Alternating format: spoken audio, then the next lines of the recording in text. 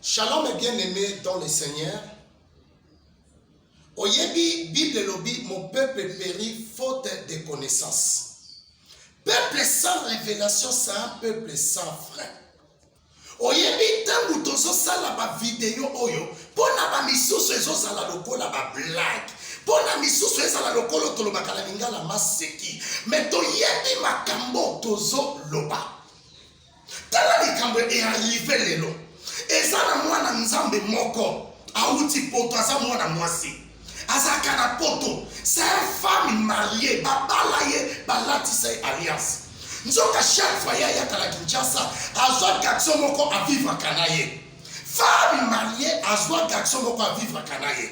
il paraît alakaki garçon na mbongo alakaki garçon na akokisite ndenge balala kanaye na hotel akima ka famille ya mobale ye bakiasawa akima ka famille ya mobali oya ye bakiasawa alala kana garçon na ke koyiba ye document nyonso na ba billet akimi nango sera bandi ko benga ngai azangi na mbongo kofuta flat madame na ngai bisinga bi papa lukaye na dukie akomo vande pana ngai na isi me ba document eza wapi abi papa garçon na yibinga ba document mais yo sa mwasi ya libala otiki mobali no po yo coucher na bato mususu pourquoi ba nzambe pourquoi madame na ngabi singa bi papa je connais ta qualité luka ye azwa mikanda il fallait voyer ça likolo esala tala oya lo bakaliboso no c'est un grand prophète neto ke ko identifier garçon ngo lelo na mon kafula na matadi kibala tokangi ye tobotoli ye biloko wana tant tobotoli ye biloko babotoli telefone bakuta bafoto nyonso ya ser na telefone ya garçon wana bafoto anidite na ye mama mobali oyo oyebi te ata mobali oyo oyebi otindelaka bafoto ya bolumbu pwani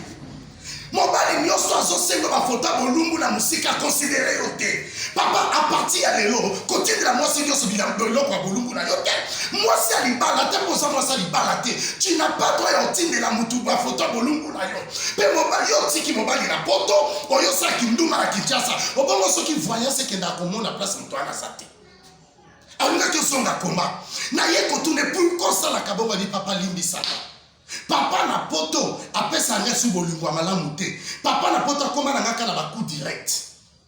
papa koko apesa ngesu bolingo te soki papa asali coup direct alembi yango nazosenga na bapapa mwasi na yo faut pese affection mwasi na yo faut considérer ye mwasi na yo faut pese respect mwasi na yo faut lakisa ke c'est ta femme mais nangi na yebisa yo o nyonso abotola eloko o nyonso akimala eloko no o nyonso alimita yo nzamba Jérémie en défendre yo c'est le prophète Jérémie Kabamba 081 375 27 94 ce qui voyant c'est mon ate aingaka sala ngoni ko sala mabete pour batindi yo s'il te plaît maman papa c'est discipliné que le Seigneur Dieu vous bénisse.